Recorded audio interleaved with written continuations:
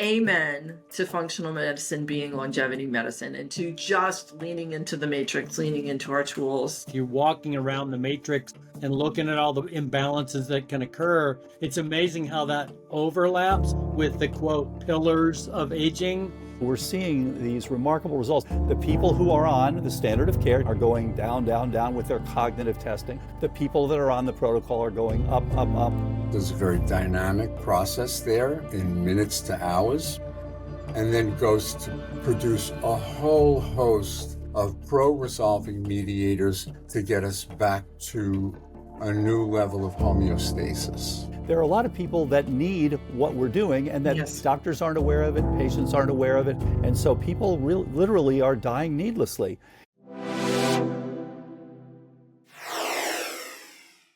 Thanks to our Diamond Level sponsors. Precision Analytical, creator of the Dutch test, is offering evidence-based training on key topics like hormone metabolism, interpreting Dutch test results, and therapeutic strategies, including hormone replacement therapy, all aimed at improving patient outcomes. Become a registered provider to gain access to an expansive education hub with ongoing content, including webinars and case studies. Visit dutchtest.com/courses to get started and grow your practice. For over 40 years, the foundation of Biotics research has been innovation and quality. Their goals remain unchanged: innovative ideas, carefully researched concepts, and product development with advanced analytical and manufacturing techniques. Biotics nutritional products are of superior quality and effectiveness. They are available exclusively to the healthcare provider. Find them at bioticsresearch.com. Thanks to our gold level sponsors. Vibrant Wellness, transformative lab tests for wellness. Find them at vibrant-wellness.com. Timeline, fueling cellular energy for a lifetime of healthy aging. Find them at timeline.com. Hi, everybody. Welcome to New Frontiers in Functional Medicine, where we are interviewing the best minds in functional medicine. And today is no exception, but it is a special day because we will be interviewing 3 of the best minds in functional medicine and a lot more than that. Did you know that functional medicine is longevity medicine? And if you're a functional medicine provider listening, or if you are an individual working with a functional medicine provider, you know that we're already bringing it forward. We're bringing longevity medicine to each and every patient. And we want you to be confident in this fact. We want you to be confident in what you're doing with this awareness. And to that end, we want you to be prepared for the road ahead with the tools and knowledge needed. Join us at our masterclass coming this September 17th through the 19th. I will be bringing 30 of my brilliant colleagues talking to you about the best in functional medicine as longevity medicine. And as always, we will have that delicious connected community chat happening concurrently. Many of these chats will be with the presenters themselves. So if you've ever attended one of our platform webinars, you know that we've got these good, smart dialogues happening clinician to clinician. Often I am there with you in the chat, and this will be happening through the course of these 3 days. Who's going to be with me at this incredible masterclass? Well, right off at the get-go, if you're thinking Dr. Jeff Bland, you're absolutely right. He'll be opening the program with me, and he'll also be closing it. Me, Jeff Bland, Lori Hoffman. In between, it's going to be a historic collection of brilliant minds, including Mark Hyman, Dale Bredesen, David Perlmutter, Sarah Zal, Helen Messier, Monique Klass, and Terry Walls will also be with me, and a whole lot more. Jill Carnahan, actually, I just thought of Jill. Lots and lots of amazing names. All of us will be coming to you through the lens of functional medicine is longevity medicine to bring you the latest in interventions, in natural products with great science behind them, in new laboratory technology, and just how we're bringing AI into the conversation as well. Register at functionalmedicineandlongevitymedicine.com, and yes, this 3-day virtual conference is free. Now back to the podcast. Our first excerpt is with Dr. Bob Rountree. He's been in functional medicine for a long time. Likely you're familiar with his work. He's going to be talking to you about how he's bringing these longevity principles into his own clinical practice. Have a listen. Dr. Rountree, of course, it is great to be with you yet again, always. Yet again. Only we get to talk in a fun context today. Today I get to pick your brain. I always learn from you and have for my entire career, and of course alongside you in the Immune module for the last decade plus. But so many years of getting younger, right? Yeah, so many. Yeah, now we're going to find out how you do it. Yeah. You are the clinician's clinician. I think really among all of us at faculty at IFM, people really turn to you for what you're doing in practice and how you're vetting products and what you're thinking about in the larger space. You have our ears. You have the ears of the educators, and then of course, all the people attending and being trained or paying attention to you. So That's a little scary to hear, actually. No pressure. No pressure. Yeah. So here we are in this massive longevity conversation. The name of this masterclass is Functional Medicine is Longevity Medicine. This longevity conversation has just blown up. And I'm curious your perspective, just being in our world for a long time, from your vantage point, what's going on here and how do you think about it and how are you incorporating it in your practice? Has it changed your thinking? Anyway, I've thrown out a lot. I'm going to zip it. Well, boy, aging. I first gave a presentation, I think, at an AIC, Annual International IFM Conference, with Jeffrey Bland on aging, like 15, 20 years ago. A long time ago. And we just outlined all the different processes involved, which basically reiterates what you're saying. Functional medicine is longevity medicine. If you're walking around the matrix and looking at all the imbalances that can occur, it's amazing how that overlaps with the quote pillars of aging, right? That, I don't remember when that article came out. Was that like 10 years ago? Yeah, the pillars of aging, and those have gotten more and more, but they're still basically very similar to the functional medicine matrix. Yes. So I've been kind of looking at those processes all along, and academically, you've got Stephen Ostad, people like that, and that been in the background doing this research for a long time, but all of a sudden it's the big social media thing. Right. And it's kind of interesting to me because it's not like there's some bit of new information out there that we didn't already know about, that we weren't already talking about, but suddenly became the thing. And what's really struck me about it more than anything else is how many people in their 40s are obsessed with this. Or their 50s. How old is Brian Johnson? I have no idea. But suddenly, you got these younger individuals that are saying, well, don't die. Whatever you do, don't die. And I'm going, wait, you haven't really had to confront the things that you'll confront when you get to be 60 and then 70. So somehow I became an elder. Yes, I know it happens. Yeah, you just wake up every day and you're a little bit older, and it kind of confers a different perspective. Yeah. Entirely. So it's just a bit odd, I think, this explosion in interest, and I'm not sure exactly what sparked it. Again, it wasn't like suddenly they discovered the Klotho gene and now everybody's obsessed with it for that reason, or suddenly people started thinking about metformin or rapamycin, and saying, hey, this new research now is making us obsessed with longevity. That stuff has just been moving along for years. Right. It could be Peter Attia has given it a certain level of legitimacy by saying, here's the research, and doing it in a really calm manner. Yeah. So I do appreciate the work that Peter has done. Yes. Because he's so non-sensationalist some people might disagree. Some people might say he's sensationalist, but I think he's very careful at looking at the data. Here's the research, So when he talks about longevity medicine, it's a whole different ballgame than if only you took this magic pill, then you'll never die. Right, right. That and they have always been there. There's always been the group of individuals who were all about escape velocity, and some scientists with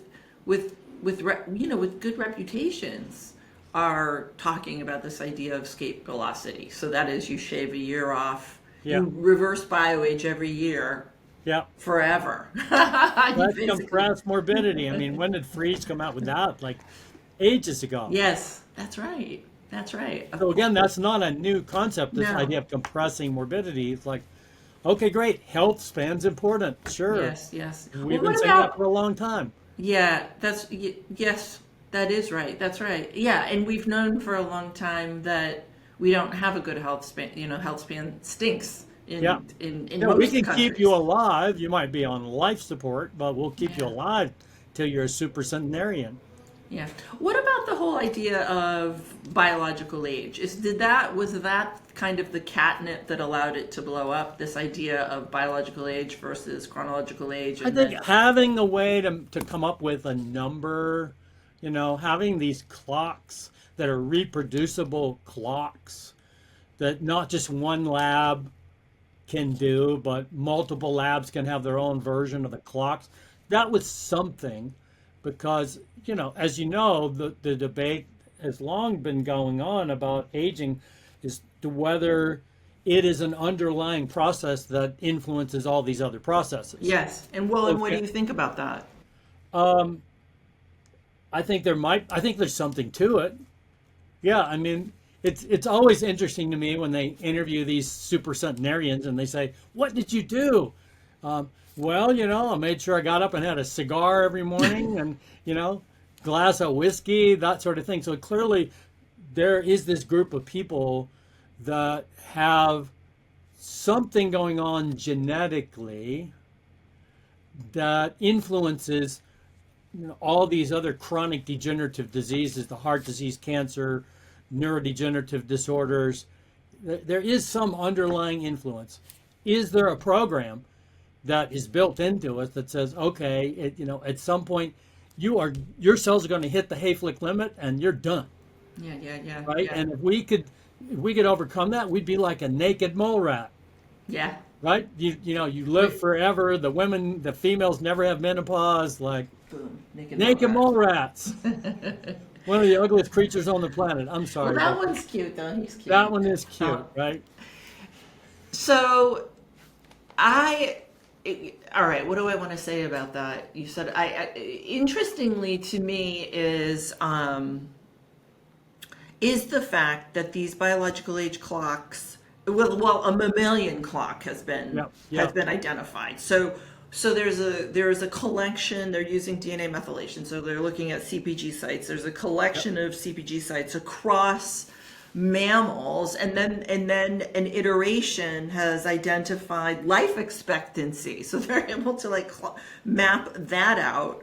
And they haven't found none of the longevity, the interventions that they've tried to manipulate it have actually worked. But one of the things that these authors who've Horvath being one of them, who've mapped out this mammalian age clock, is that there might be, they call it a pseudo program, because it's consistent across mammals, and they've been able to actually identify life expectancy using this tool. I think that's pretty cool. I think that, in my mind, that's an argument towards there being some kind of a program phenomena in the aging journey. So is the program an active program that's turned off in some people? It's an active program that says, again, you're going to reach your limit, and then it gets turned off, or is it the other way around? Is it like... my understanding is there's not an obvious gene pattern for some of these supercentenarians, but at least not once you get away from from C. elegans and some of these simpler models. Yeah.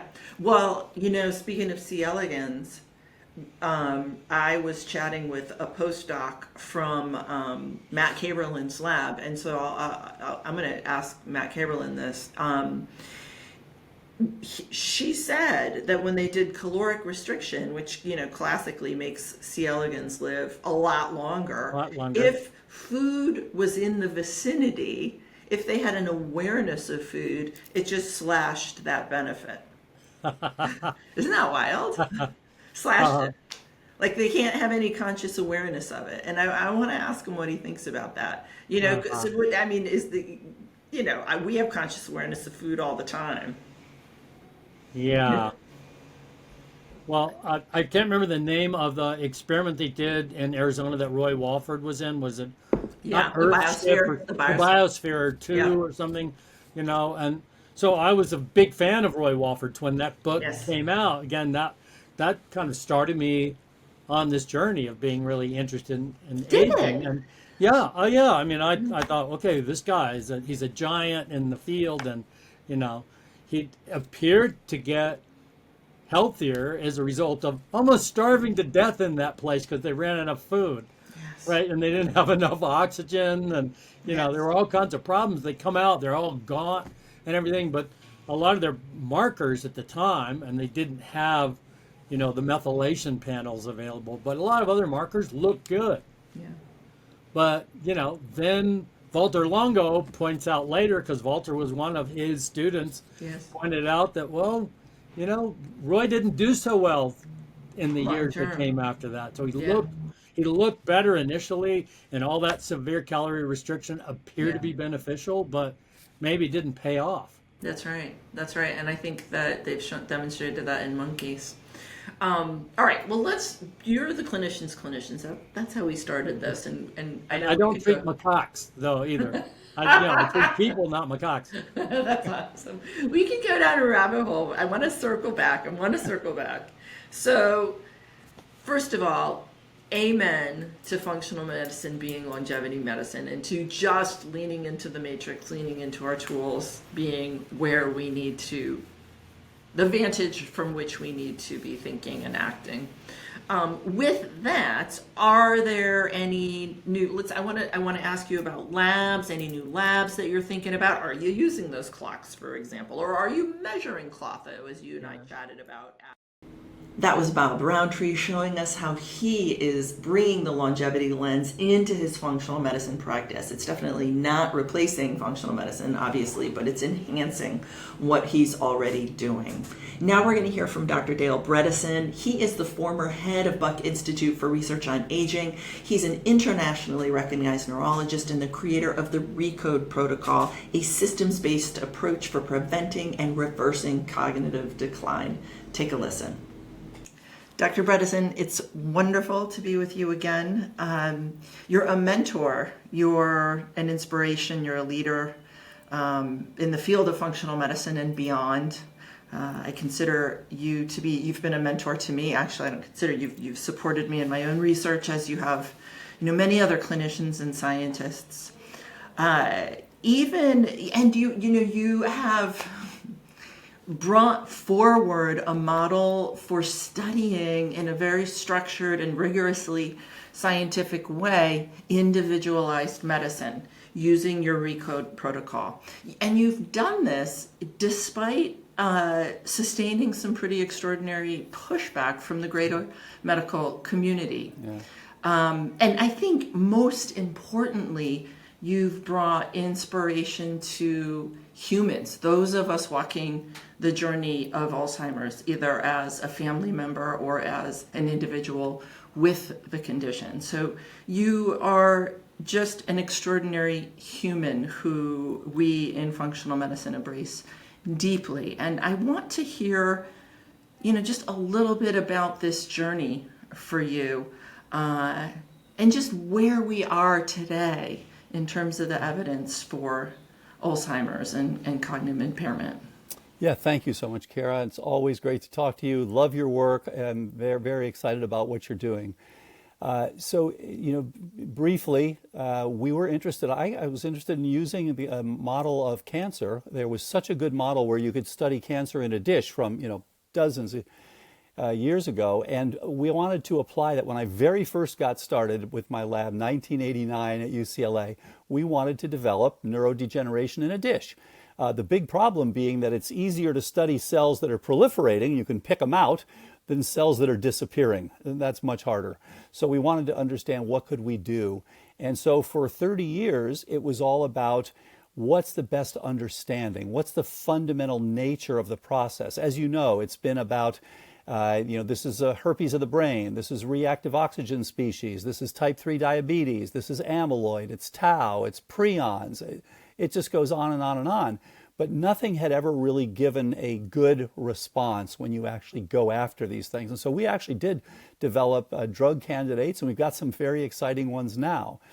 But ultimately, we went from, okay, what's the best understanding, to, wait a minute, we're seeing a picture now. We're seeing that if you step back and look at this, what you see is a beautiful network, and it's a network insufficiency. And here's what's amazing to me, Kara. If you look at evolution, what's happened with evolution, and you know about antagonistic pleiotropy, which is the leading evolutionary theory of aging, because we select as organisms repeatedly for performance over durability. So we get these amazing performing brains. You can store more in your brain than in over 2,000 home computers. It's remarkable. You have more amplification ability when you go from thought to maximal muscle contraction than you do when you stomp down on your car's accelerator. I mean, that's how impressive these systems are. So no big surprise, they have Achilles heels. They're not perfect. And with aging and with changes in all the things that you've talked about and that we've talked about, changing in inflammation and changing in blood flow and oxygenation and all these things, you can start to lose function. You get a network downsizing, and when you lose the neuroplasticity one, you get Alzheimer's. When you lose the amplification one, you get ALS. When you lose the motor modulation one, you get Parkinson's. And so we then changed over to what's the best outcome. And initially we started with a drug. And as we were planning that this is back in 2011, planning the first clinical trial, I just was sitting in my office and I realized, but wait a minute, what about the other pieces of the network? We're not addressing that with this drug. So I thought, let's add this or let's add this. And of course, after about 2 or 3 ads, the light bulb went off. Like, wait a minute, we have to address all the pieces of the network that are insufficient. And of course, I knew nothing about functional medicine at that time. And so I started realizing, okay, this is basically what functional medicine is about. And what I loved about it was studying the molecular details the way we did for 30 years, and all the test tube research brought us to the same place that others had come from very different backgrounds. And so it really showed me that this is the thing that's working. And of course, as we started seeing people get better and better, the very first person who ever got better, someone I saw in April of 2012, is now walking across the United States from coast to coast. And you can see her on judywalks.org. And she's already in Texas. She's amazing. She's now 81. And we've seen it now in thousands of people, just people getting better. And of course, it's not 100%. So, that's basically how we got here. And there's so much more to do, but this is still a very exciting time. We're seeing things that we just haven't seen before. It's so extraordinary, and indeed it is very exciting. Back in 2011, you putting those pieces together, coming from a petri dish, and and Jeff and all of our functional medicine mentors, we're putting it together from a different but similar perspective. And of course, the systems medicine guys, or the systems biology people, we're building that as well. And here we are unified.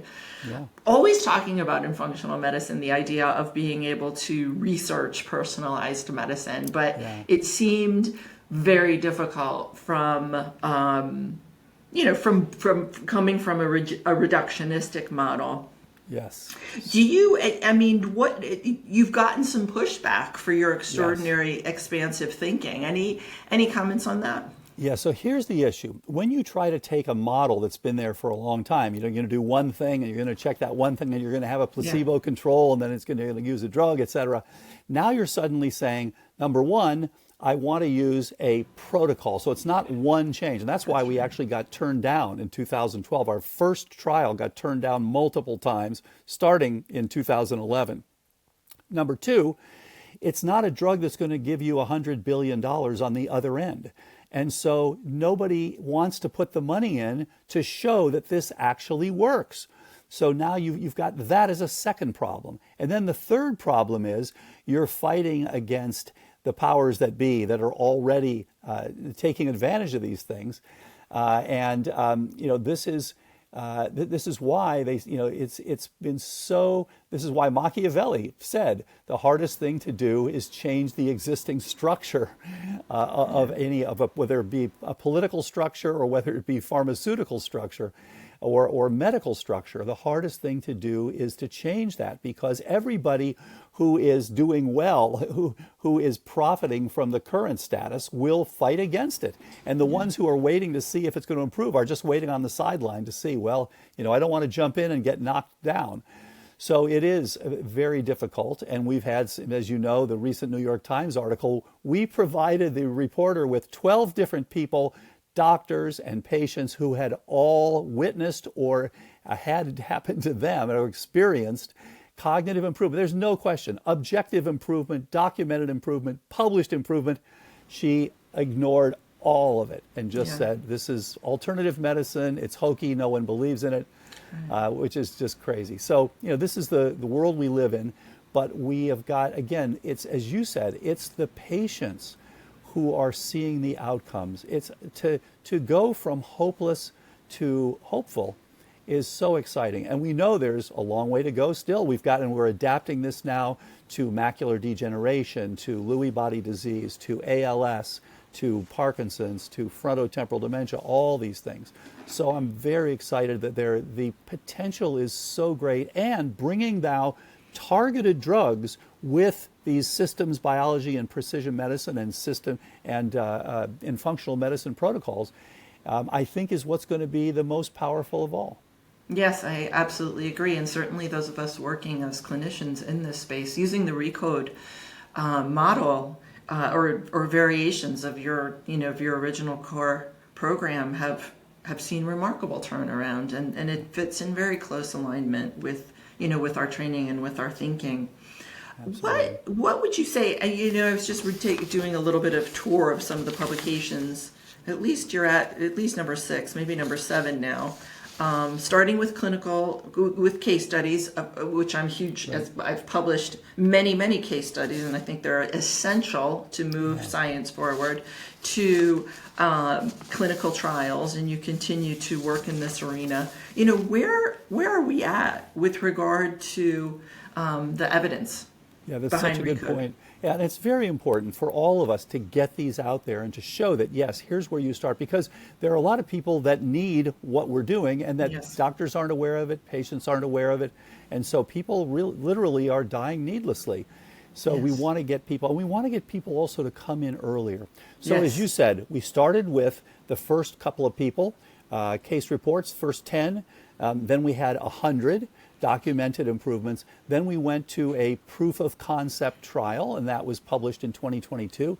And then, of course, Dr. Heather Sanderson published her own trial, doing very much the same thing, getting very much the same results. I mean, it's almost, you could take the papers and they're pretty similar. So that, I think, is confirmatory. We're not just out here thinking something that nobody else is seeing. Other people are seeing it. And pretty much anyone who's done this seriously sees the same thing. You see improvements where they weren't before. So now we are almost done with a randomized controlled trial. And of course, that's the next step. So we have a group that is being treated by the standard of care for Alzheimer's disease, and a group that's being treated with this personalized functional medicine type of approach. And I'm really thrilled to work with some outstanding physicians, Dr. Kat Toops, Dr. Anne Hathaway, Dr. Christine Burke, Dr. Craig Tanio, Dr. Nate Bergman, and Dr. David Haas. And so we're seeing these remarkable results. And it's very interesting. The people who are on the standard of care, just as you'd imagine, are going down, down, down with their cognitive testing. The people that are on the protocol are going up, up, up. And there's already a statistically significant difference between the two groups. It will be completed October 31st, so should be published next year by the time we get all the data, get it reviewed, and all that sort of stuff. But that's the next step.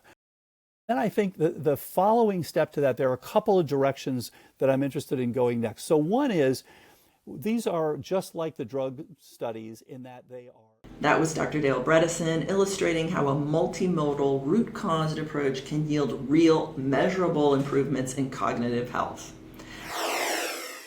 Is there a gap in your health and longevity strategy? MitoQ mitoquinol is an advanced antioxidant that targets the inner mitochondrial membrane, reducing reactive oxygen species by 48%. This patented compound is backed by 30 years of research and 25 clinical trials by Harvard, Yale, and Oxford.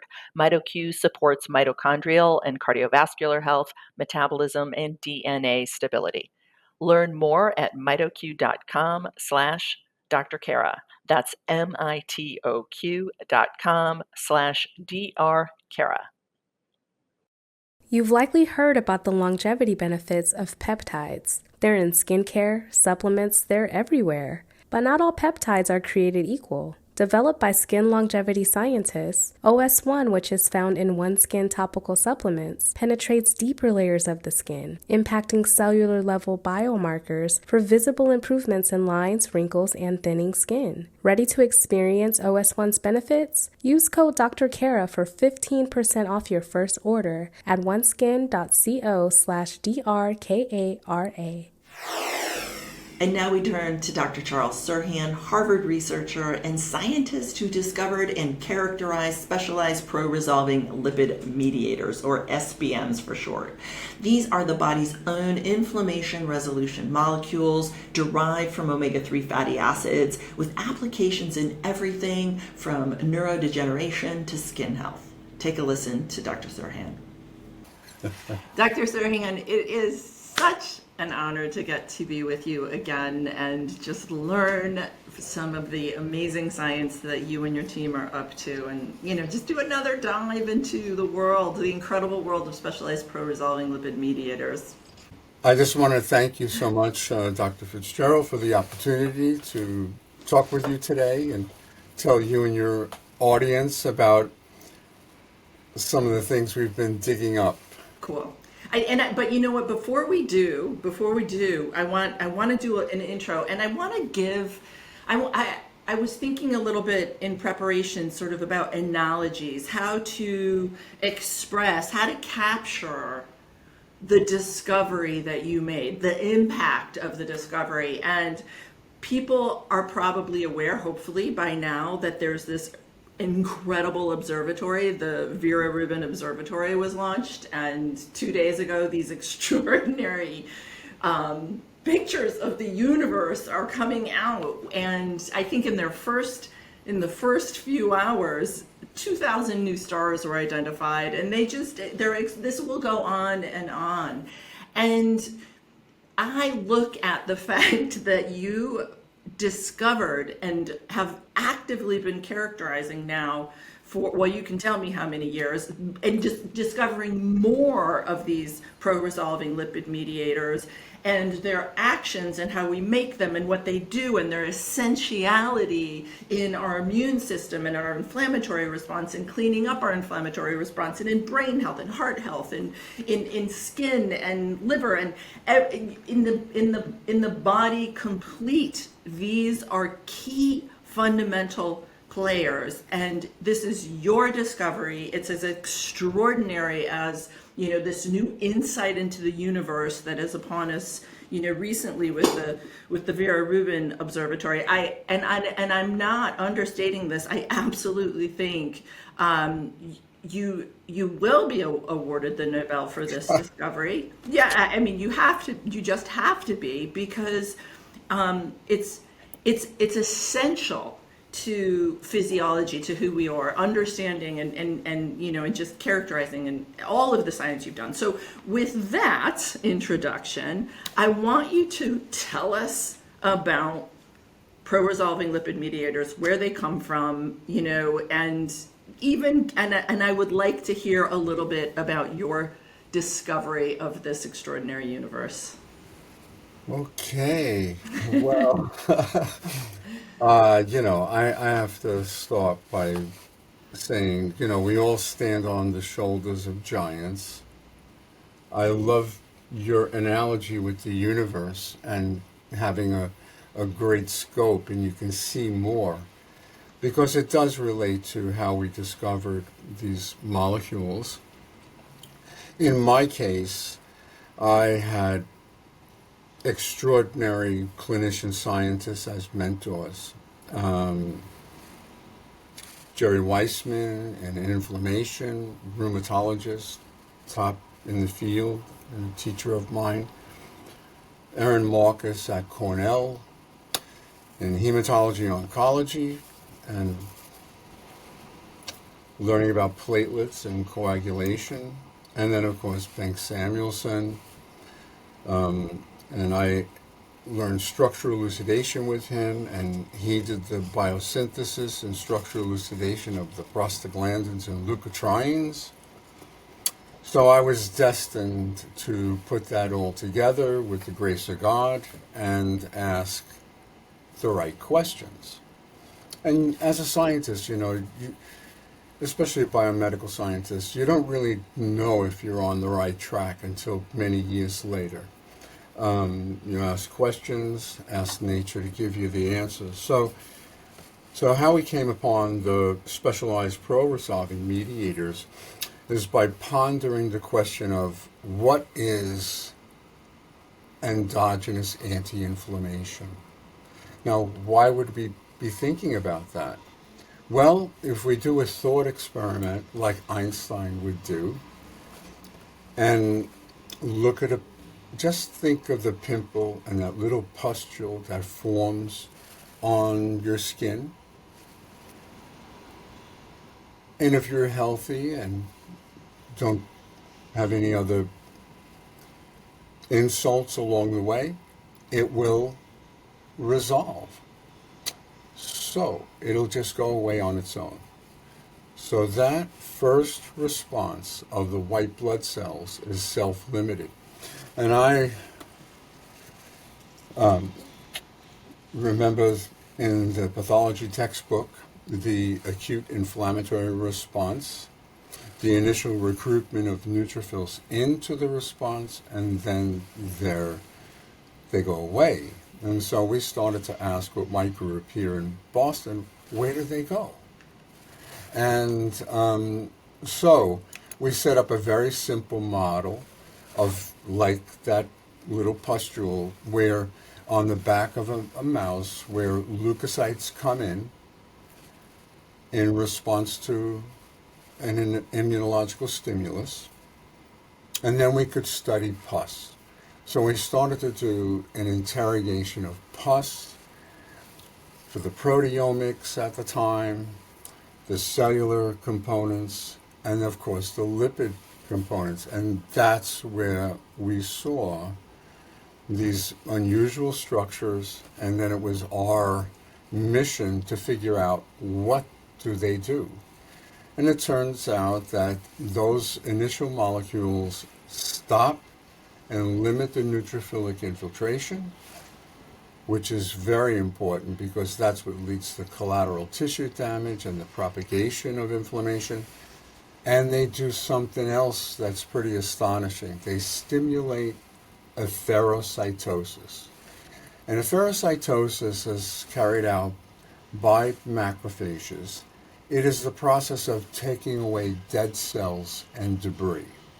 And this acute inflammatory response is the body's initial response. It's the first ring at the doorbell of an intruder, a bacteria, a virus. And I was very interested, and my group's mission was to figure out what's happening there. And it was already known that the prostaglandins and leukotrienes play an important role in that initial phase. But when the leukocytes reach a maxima and they start to come down, we've found that there's a lipid-mediated class switch. The lipids change in their structure according to the cellular dynamics. There's a very dynamic process there in minutes to hours, and then goes to produce a whole host of pro-resolving mediators to get us back to a new level of homeostasis. So that's basically it in a nutshell. And they differ from the traditional anti-inflammatories because an anti-inflammatory blocks the initial prostaglandin or the cytokines that are produced, like anti-TNF therapies. The pro-resolving mediators are made by the body, and they stimulate this efferocytosis, the clearance of dead cells and debris. And that's a critical process in every tissue and organ in the body. And they're right there in the same immune cells. They just, as you said, important underlined exclamation point, they class switch. So from the most exquisitely potent pro-inflammatory compounds, the eicosanoids, the prostaglandins, there's this switch in those same cells to this cascade of potently anti-inflammatory things doing all this cleanup work that's tissue specific. So if it's in the brain, it's going to be behaving differently than if it's in the skin or in the liver. Is that right? Yes. Two subtle points. One is the summoning of the leukocytes. Mm-hmm. So leukocytes, neutrophils travel in the bloodstream, as your audience knows, but they have to get to the interstitium. They have to go past the endothelial cells. The process is called diapedesis, and that is two very important arachidonic acid products play a role there. The endothelial cells have to open up. This causes a little edema, and that's governed by prostaglandins. And then the chemotactic and diapedesis, leukotriene B4, they smell and move, the white cells smell and move along that chemotactic gradient till they get to the site where they have to do phagocytosis and kill and destroy bacteria. This happens from head to toe, the identical repertoire in this initial response. Moving to the resolution, that's when we see the utilization of other partly unsaturated fatty acids, EPA and DHA, the marine oils, to produce the resolvins for bringing us back to this homeostatic function. I consider their role to be more of a resilience, a biosynthetic resilience in good health. Yeah. Let me, I just want to color a couple of things in and then correct me, but to just, we want to understand the lipids involved. So I know most folks listening here understand that arachidonic acid is, of course, the polyunsaturated 6 in the polyunsaturated 6 family, and it's, you know, the pro-inflammatory substrate that will then be converted to the eicosanoids, the prostaglandin and the leukotriene. So that's arachidonic, and that's often why we as clinicians are trying to turn the volume down to some extent on, you know, omega-6 fatty acids. We essentially need some of this arachidonic acid because it allows us to have a robust and essential immune response. It also is essential in the class switch journey, as you have taught, with the lipoxin. So it's the first step in allowing us to move into the resolution phase. In the resolution phase, as you just pointed out, these players are essential because they're coming from, well, not essential. These players are coming from our omega-3 fatty acids. This is why we need to have our membranes packed with DHA, EPA, DPA, and who knows what else. I mean, I'm imagining that you're going to be continuing to discover other fatty acid substrates. That's right. Yeah. Yes. So we need the omega-6s. We need to have arachidonic. Arachidonic is essential for initiating the class switch and the cleanup. But if we don't have the cleanup substrates, if we don't have the ingredients, we're not going to be doing a heck of a lot of efficient cleanup. But this is a really important reason why we need to be, balanced in our fatty acids in the body. Oh, that's such an important point. Thank you. It's exactly right. We need the arachidonic acid also in coagulation. It is essential as well. It's not a question of, it's really the balance between the N6 versus the N3. And we have little to no capacity to make them ourselves. So this is all based on what we take in our nutrition. So I think the other point about the switch that's really important to point out is that this is a programmed active response by the body. And earlier people thought that there was just a passive dilution of all the chemokines and cytokines that were elaborated to bring in leukocytes to do their function within the tissue. And that's not at all the case. This is a very well orchestrated program. And this should be obvious to us because the early textbooks in immunology make the point that nutrition is essential to have the immune system operate at full capacity. Yeah. It's extraordinary. And I mean, we've run into pretty profound complications given that by and large we're a world deficient in adequate omega-3 fatty acids in the lipid membranes. And so inflammation, this very active intentional inflammation. Oh, I have to tell you one important point. So what we've seen emerge in recent years from data now from many laboratories in addition to our own is that the lion's share of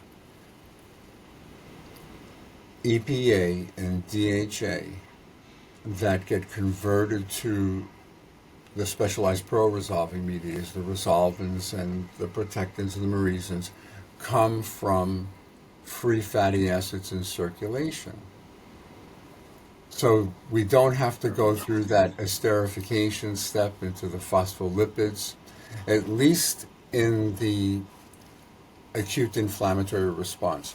In other tissues that I'm very excited about, like the vagus nerve, electrical stimulation of the vagus nerve, it appears that the DHA is coming from the membrane phospholipid pool. That's very interesting. In the M2 macrophages, when they come on, they're the reparative macrophages, they need to carry DHA in their plasma membrane to mobilize it and produce pro-resolving mediators, in addition to their job in efferocytosis. As they carry out efferocytosis, they're making more SPMs. Yeah, just locally, they have the enzymes right there. That's right. So you have these two different systems that are emerging. It's very interesting. One is in reproductive biology, which is astounding. There's such cool. Our first look there was in breast milk. So breast milk is very high in resolvin production. It was known to be a site for EPA and DHA deposition. But recent studies on the lacrimal gland in the eye show that the lacrimal gland makes the SPMs, and then in age, they are reduced. The conjunctiva in the eye makes SPMs. So this system is under cholinergic stimulation. This is not triggered by an invader like the acute inflammatory response. This is another level of physiology that we're really excited about. What are the implications in that we're losing our reservoir as we age? Well, I see it more as losing the capacity. The reservoir, I think of as substrates. The substrates might be available, Right. but they're just not efficiently converted. And so the enzymes might be lost, or, that's something that needs to get studied in more detail. We did find, though, that in the mouse models, the aged mice, that were known to have excessive inflammatory responses. We noted in there that they also have a loss of resolution mediators. And so there's no control over their inflammatory response. They can't counter-regulate. So that is an area that I hope will progress. We have been using now aged cells. Senescent cells are cleaned up by resolvin-stimulated M2 macrophages. Amazing.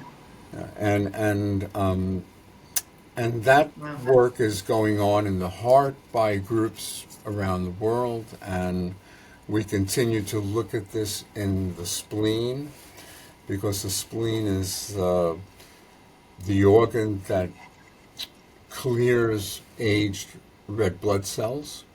Red blood cells circulate for about 120 days, but then they have to be cleared out so you can get new bone marrow stimulation and new red cells appearing. And those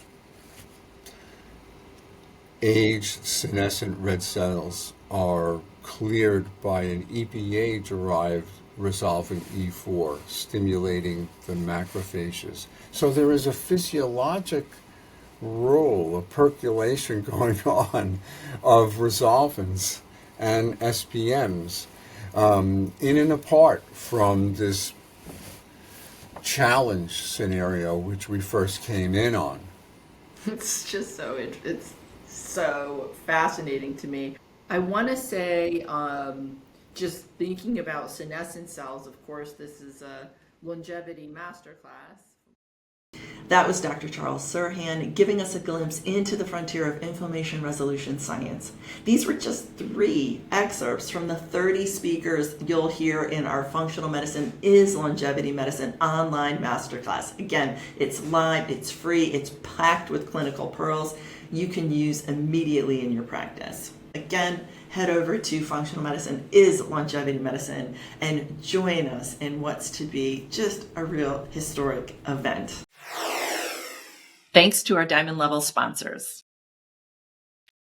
Precision Analytical, creator of the Dutch test, is offering evidence-based training on key topics like hormone metabolism, interpreting Dutch test results, and therapeutic strategies, including hormone replacement therapy, all aimed at improving patient outcomes. Become a registered provider to gain access to an expansive education hub with ongoing content, including webinars and case studies. Visit dutchtest.com/courses to get started and grow your practice.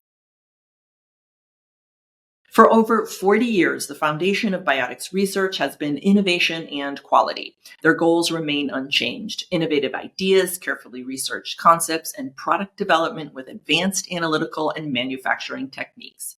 Biotics nutritional products are of superior quality and effectiveness. They are available exclusively to the healthcare provider. Find them at bioticsresearch.com. Thanks to our gold level sponsors. Vibrant Wellness, transformative lab tests for wellness. Find them at vibrant-wellness.com. Timeline, fueling cellular energy for a lifetime of healthy aging. Find them at timeline.com. Disclaimer. This podcast is for informational purposes only. If you have a specific medical concern or if you have any questions, please speak with your healthcare provider.